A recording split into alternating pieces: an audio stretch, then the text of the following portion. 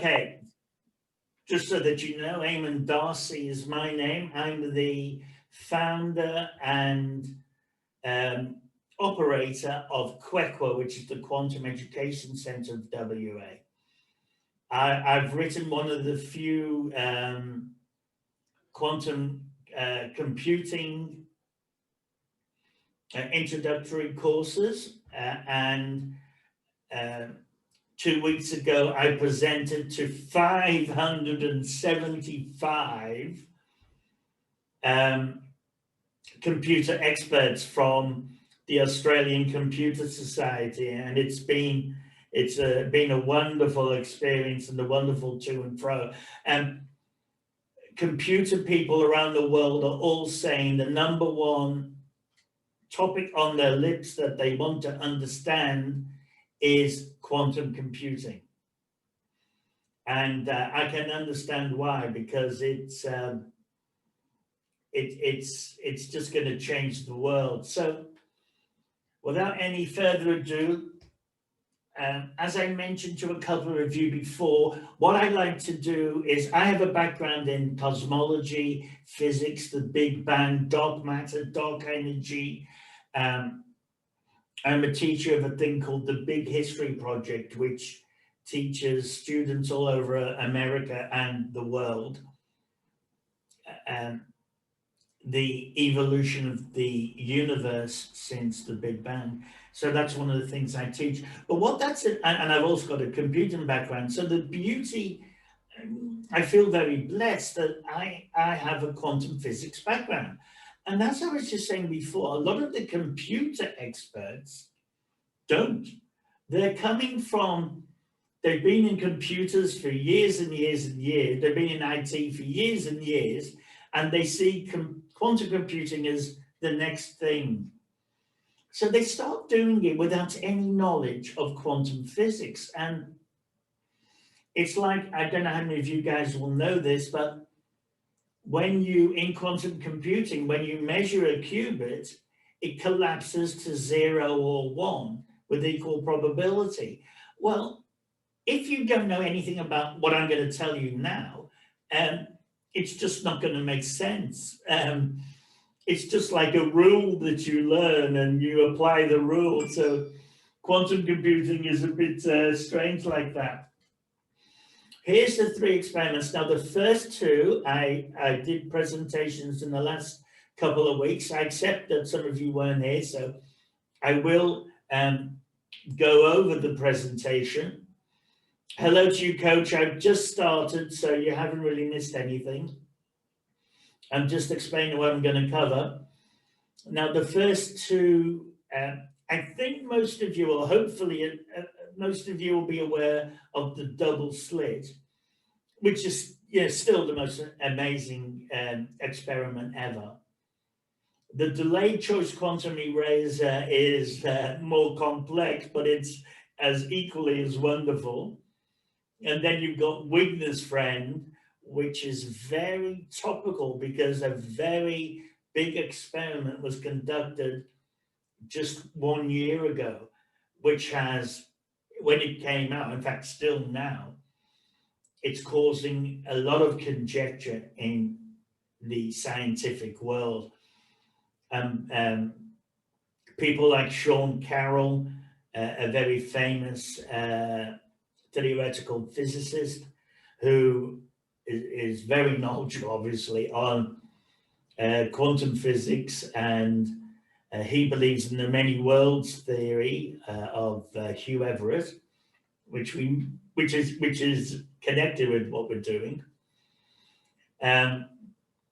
He's commented on this Wigner's friend experiment. Wigner's friend was actually first, it's what you call a Gedanken. It's a thought experiment that Eugene Wigner considered back in 1961. So if you do have any questions, pop them in the chat and I'll try and answer them. And I do love you having questions. It's the best way to learn, as we all know. So I'm going to go over the double slit, and the 2 things from the double slit that I want to emphasize is the observer effect and the measurement problem. Both of these are quintessential quantum mechanical absurdities that exist in our universe that are completely counterintuitive to the way we live in our classical world. And the amazing thing is that we're all made of quantum particles. Everybody here, every piece of baryonic matter, the table, my spectacles, the computer screen, everything is made up of quantum particles, yet quantum particles act completely differently, which is very counterintuitive. But let's start with the double slit and the observer effect in the measurement problem. Okay, the double slit. Now, the double slit was first performed in 1801 by Professor Thomas Young, and he did it by shining a light through a curtain. He aimed the light at two very narrow slits, nowhere near as big as these slits, I might add. Excuse me a second, I'll just get the annotation up so you can follow my arrow. So he shone a light into very, very narrow slits, as narrow as they can come. But the important thing is this detector slit, panel at the back. And what he was looking for was whether this was many vertical lines, which is an interference pattern, which means the light is a wave. Because Thomas Young was trying to find out, was light a wave or a particle? Because nobody knew back in 1801. So when they shone the lid through, he saw, and people do this experiment today, and you may have done this at school, and he saw an interference pattern, so he went, well, yes, I've solved the problem. Everybody, light is a wave. And that's the way it was until 100 years later, when this wonderful man on the left, and he is a wonderful man, Albert Einstein, in 1912, did an experiment for which he got the Nobel Prize. He didn't get it for the special or general theory of relativity, but irrespective of that, he proved beyond doubt that light was a particle, like an electron. So, the whole scientific community is saying, well, hold on, is light a particle or a wave? Because Einstein said, look, I've proven it's a particle with a photoelectric effect. But I'm not saying Professor Thomas Young was wrong, because obviously he was right in the double slit.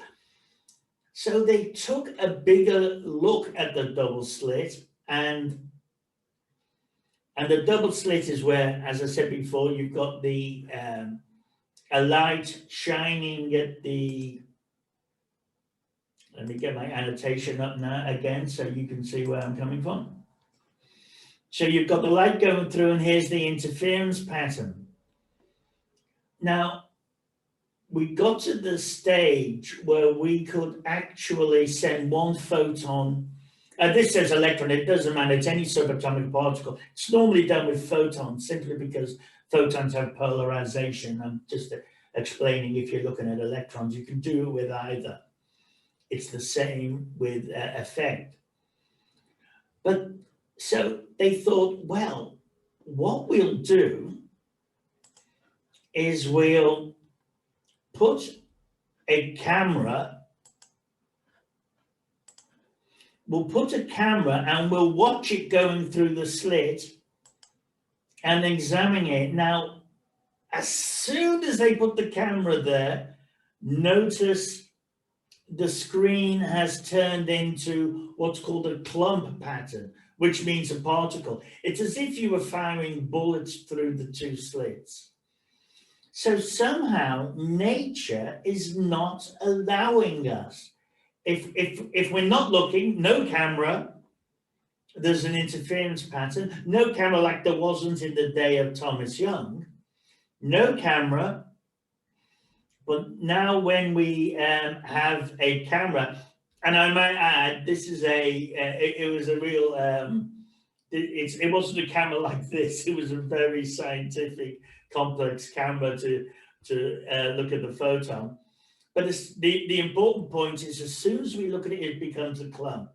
And that's called the observer effect. So, in a nutshell, the observer effect says that a subatomic particle is in a state of wave-particle duality. It's a wave and a particle, which is called superposition.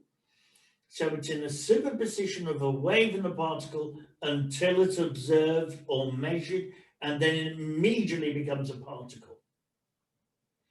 And I want to stress, because it's really important, that when we measure it, it's not that we haven't got the technology to measure it.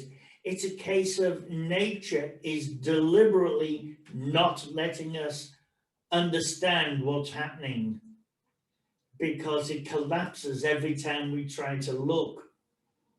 So it's really amazing. But now, so you've got the observer effect. I'm now I would, I could have explained that in 3 or 4 hours to do it justice. But the important thing is we've got the observer effect. So once a subatomic particle is observed, it collapses.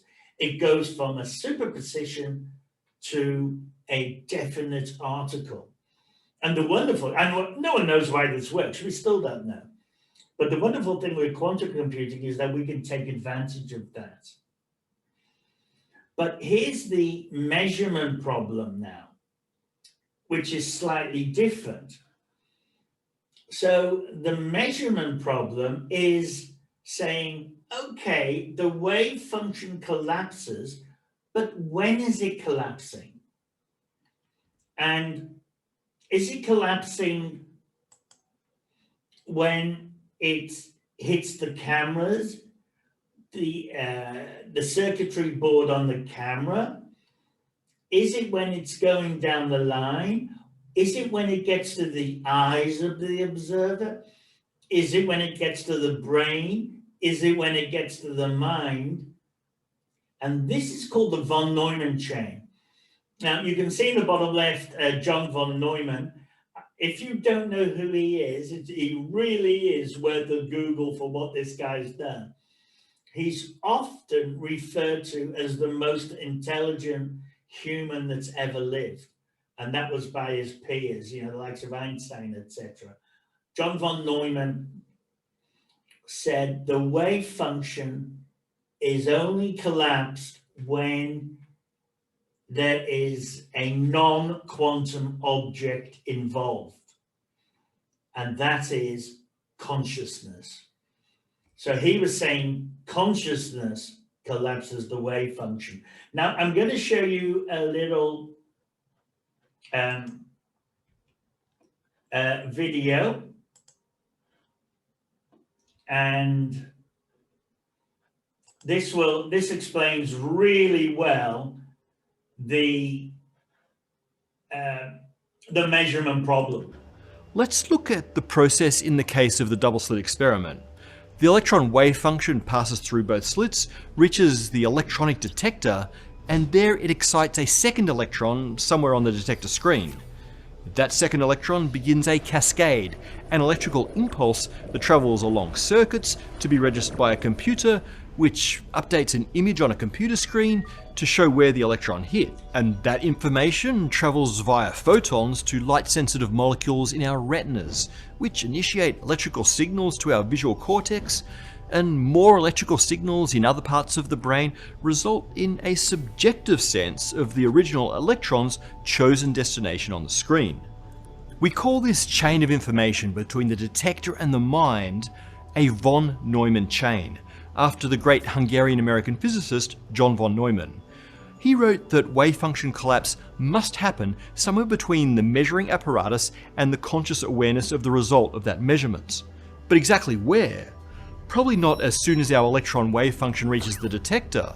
The first electron to become excited in the detector is also a quantum object. That means the travelling electron's wave function will just become mixed with the wave functions of all electrons that it could possibly excite.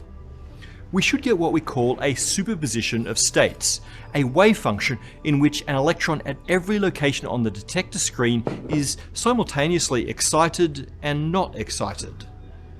So perhaps the wave function transition happens somewhere in the circuitry, or in the computer, or in the retina. But all of these things are made out of atoms. The von Neumann chain from detector to mind is a chain of quantum objects. With no clear boundary between the quantum and the classical, where does the collapse of the wave function happen? We call this open question the measurement problem. John von Neumann believed that the wave function collapse must happen at the moment of conscious awareness of the result of an experiment. Another of the greats of early quantum theory agreed with him. Eugene Wigner was a fellow Hungarian-American and actually went to school with von Neumann before they both ended up at Princeton. Okay, I'll be getting to, there's a question here. Let me just take this before. I'll just go back to my presentation. And Stephen, hi, nice to hear you. Can the collapse of the wave function be recorded when nobody is present? What a great question. Consciousness is not evoked until recording is watched. Well done indeed. In fact, I'm going to answer that question in the next few slides. The delayed choice quantum eraser experiment was specifically set up, and by the way, that's only 20 years ago as well, in the year 1999, was set up to see if the wave function could collapse and nobody's recording it. And the answer is yes, it can. If a conscious, if the path, it's called the which way, so the path of the photon, if it is known, or if it could be known to a conscious entity, then it will collapse. I'll explain that more in a few seconds. But great question, and a very important question. And may I say, by the way, I am not telling you what the science is. What I'm doing is telling you the experiments, and then you have the interpretations of those experiments. John von Neumann, as I say, possibly the most intelligent human that's ever lived. That's up for conjecture. But he, for instance, believed consciousness was collapsing the wave function. So I've done the presentation before on Gene Radin's work on consciousness. So I'll talk a bit more about that later. But I do want to get to Wigner's friend, which is still wrapped up in the measurement and this sort of thing. So that's fantastic. I forgot this. So I just wanted to add, if we're going to go down the consciousness line, and I accept that if no one's there and it's still measurable by a conscious entity, it will collapse. So the fact that no one's watching does not mean that, because no one's watching it, there's no conscious matter watching it, because we don't know if there is or there isn't. But that's a great question, Stephen. And another great question is, when the first subatomic particle was ever made, was there some consciousness observing it? If you extrapolate this back to the first ever subatomic particle, was there a consciousness observing it? Now, I've done a presentation on that before, and I'm happy to do it again if you guys want me to do.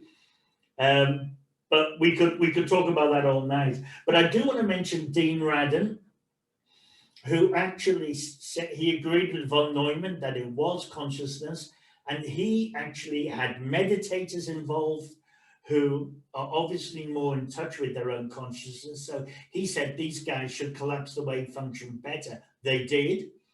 He said they should do it in other countries. They did. And then, unbelievably, over the internet, they wrote a Linux software which simulated the data that was being sent to the laboratory. And what happened was there was a difference in response when there was a real human on the end of the chain rather than a software simulation. Now, let's all remember what we're talking about here. We're talking about a subatomic particle, a million times smaller than a piece of dust, knows whether there's a human consciousness 40,000 kilometers away. This is quantum physics. Now, I'm going to have to go through this rather quickly. The delayed choice proves, and is done by, it's basically the double slit with entangled photons. So now if you don't, well, I hope you know what quantum entanglement means. It just means that they become one and the same. So the double slit was set up, and here's a little bit of the apparatus that's used, but here's the double slit, and now I'll definitely need the annotation for this. So, oops.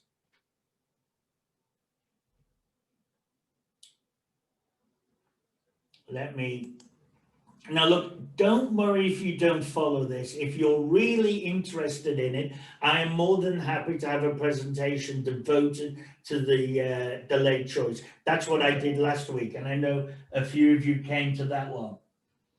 But look, what happened was, this is a normal double slit, but when the photon went through, no matter which slit it went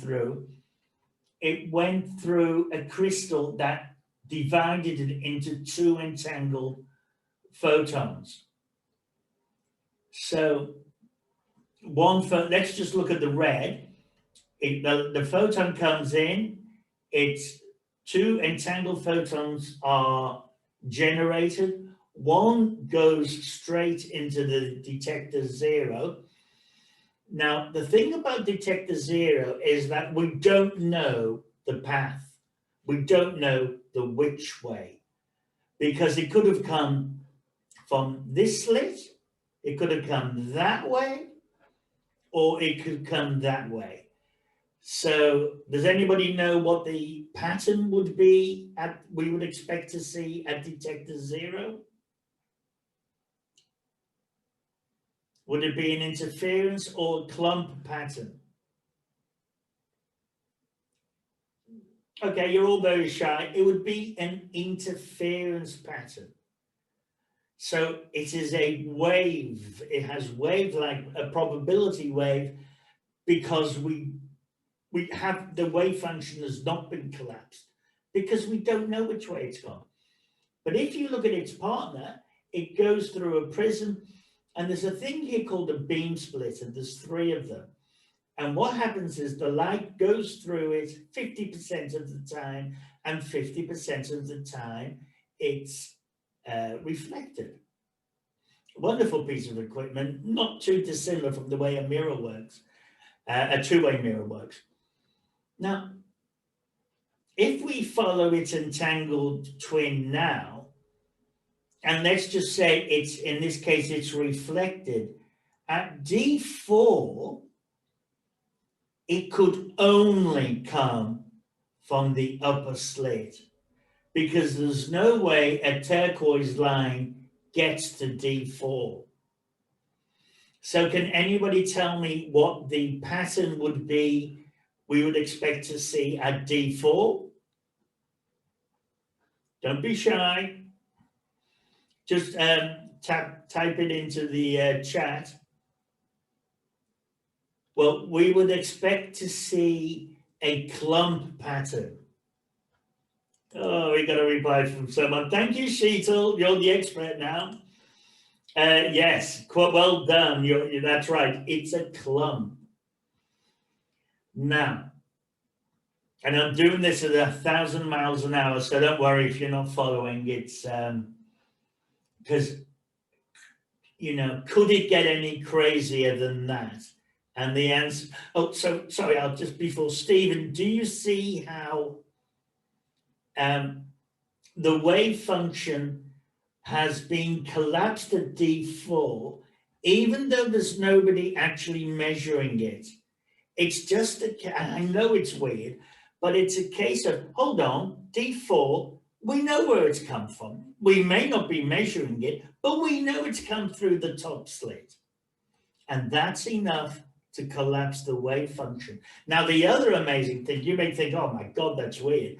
Well, quantum physics gets even weirder because you see the distance the light, photon is just a unit of light, the distance the light has traveled to D0 is less. A second, I just have to let someone in.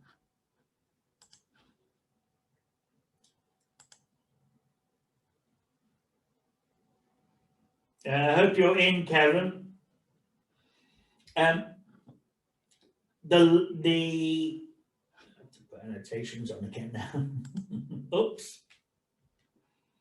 It's very difficult doing all these things, I assure you.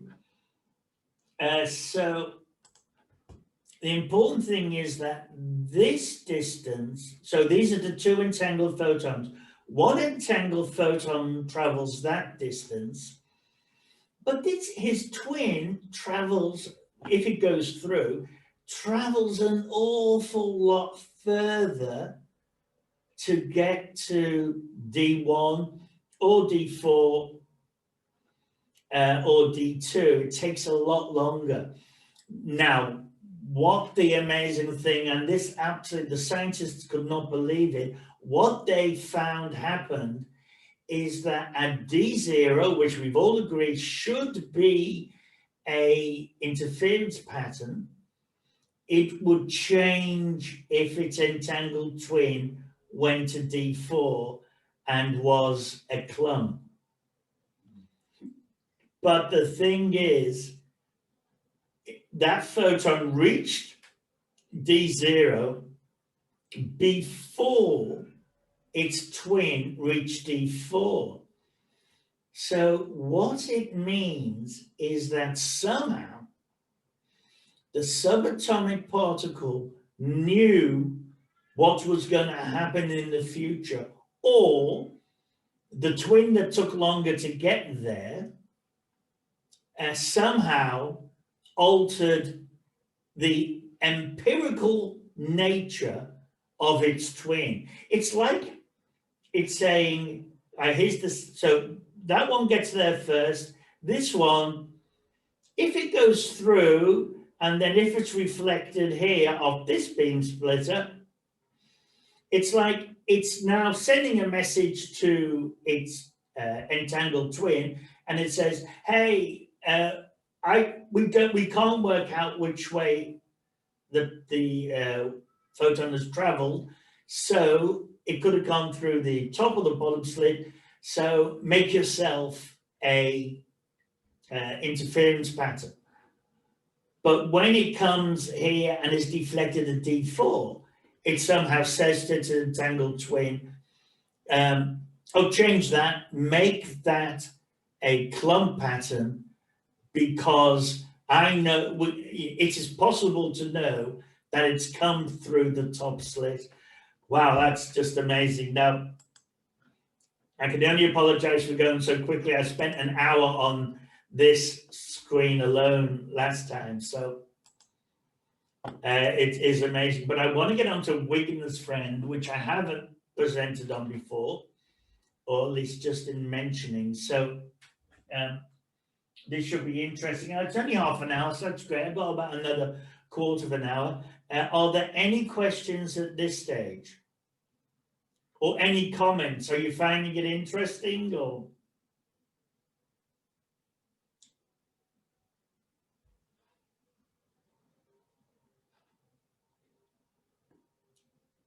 Okay, so I just if you want to say something, just put it into chat.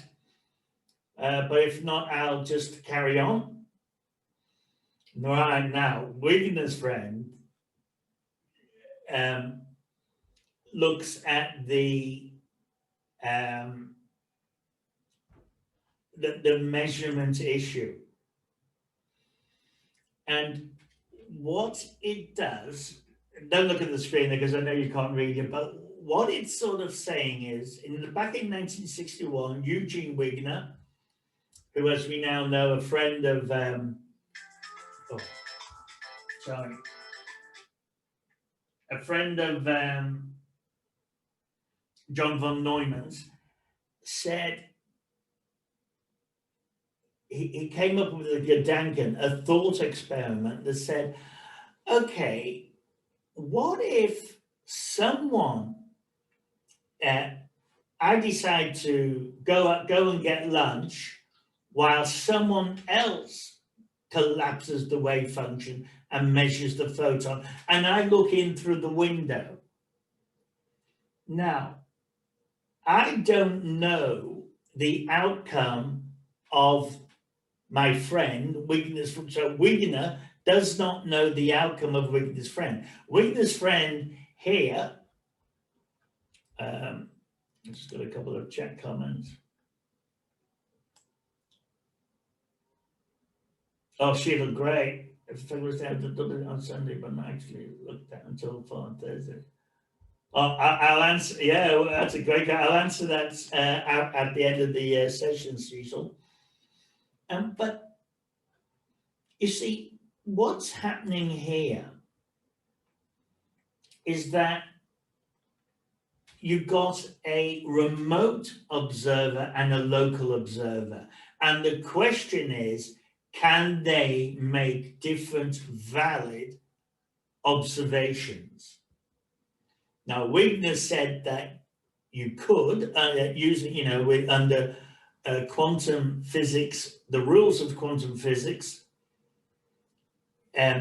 the particle itself could be in a superposition to one party and a collapse to another party. So just think about it. If you've got, as in, let me just bring up.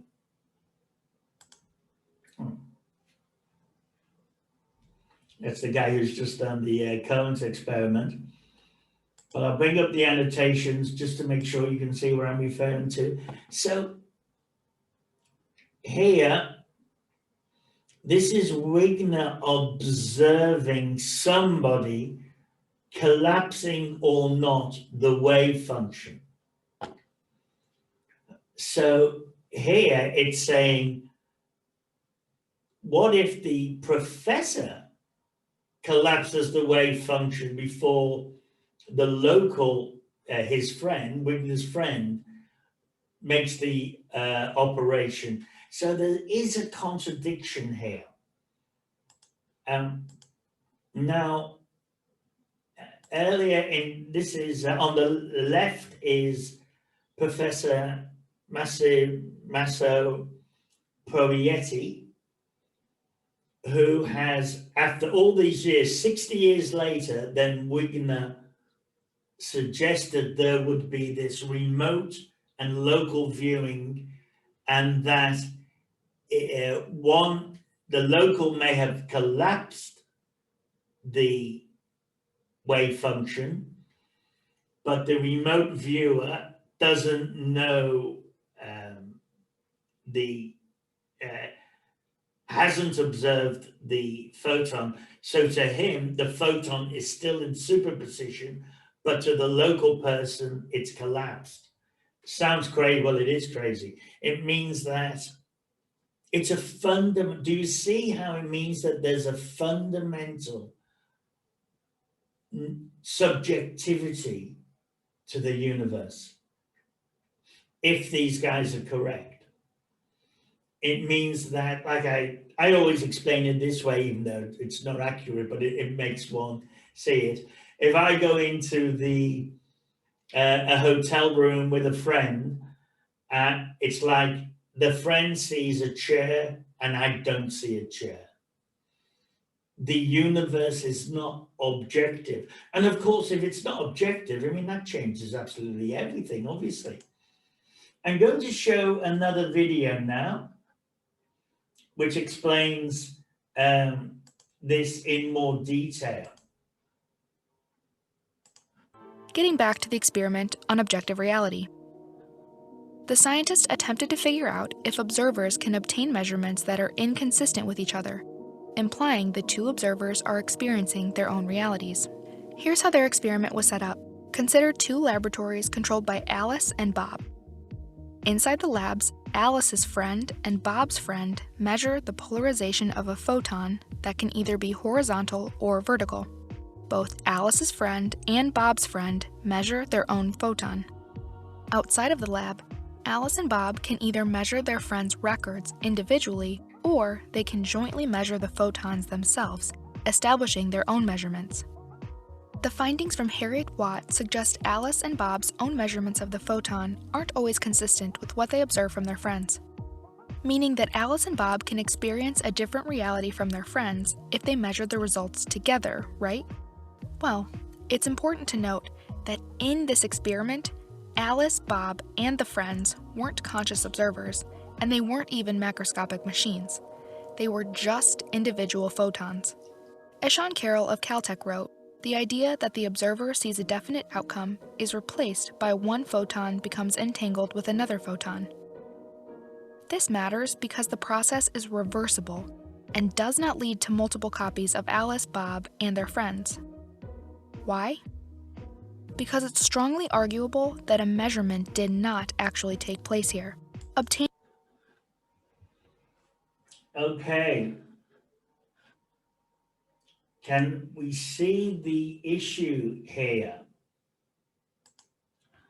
And this is the experiment that Massimiliano did using entangled photons. But so you've got your remote viewer being Alice and Bob, and then the local viewers inside the box, the friends, if you like.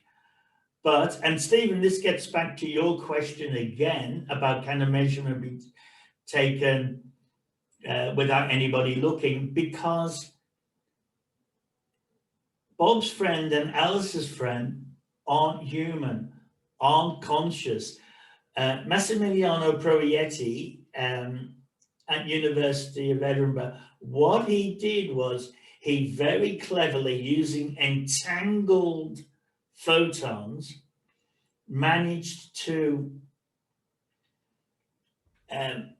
record whether the photon had collapsed or not by another photon, and wrote it and then wrote it on an atom.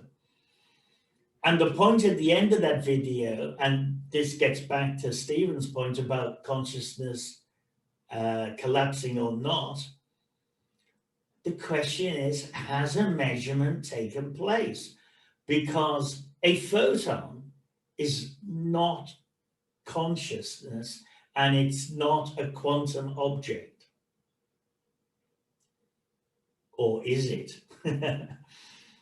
But it's answered a lot of questions and stirred up a hornet's nest by the fact that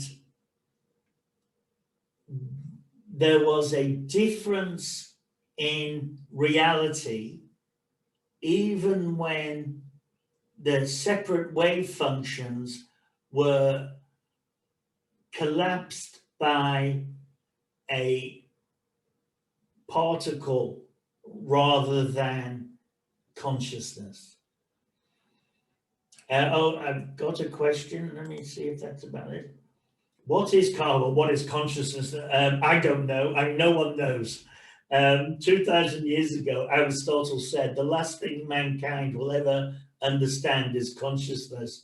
And he seems to be right. What is an observer? And is it different from a recorder? Yes, it is. And obviously, Look, great question, Steve. Thanks again. The What is an observer? Observer is the wrong word, but we've got to remember we're talking quantum physics here. There's no right word in our language because we never see this sort of thing happening. When we say the observer effect and the measurement problem, the word observer and the word measurement are wrong. In fact, this proves that because a photon is collapsing the wave function by very cleverly manipulating entangled particles. So it's very, very weird. Now, let me get on to Sheetal's question. Great question, Stephen. I'm thinking that's Sheetal said that. I'm thinking that if a photograph was taken of the double slit experiment on Sunday, but not actually looked at until the following Thursday, the wave function collapsed on Sunday when the photo was taken, and the photon in question existed in flight, so to speak, and not Thursday when it was looked at. Yeah, that thanks, Sheetal, and aiming what you think he's saying, and I'm telling you that it collapsed on Thursday because it's been measured. So the fact that you've got a photograph of that measurement or a physical record of that measurement, it can only be collapsed once, and then it becomes a thing. Now look, I'm actually finished now. I will be sending you copies of the presentation, and you can see I've got all the links up there and references and YouTube references. Massimiliano, I can never say his name, and the to's and fro's against it. I do want you to take away knowing that not every scientist believes that this is a definitive proof of an objective, that objective reality does not exist, i.e., you can have different realities that are as real as each other, even without involving a human. You can have different realities, i.e., a photon in one case is collapsed, in the other it's still in superposition. So that one photo seems to be doing both. It's in two realities. So I'll stop sharing my screen, and I will now take questions.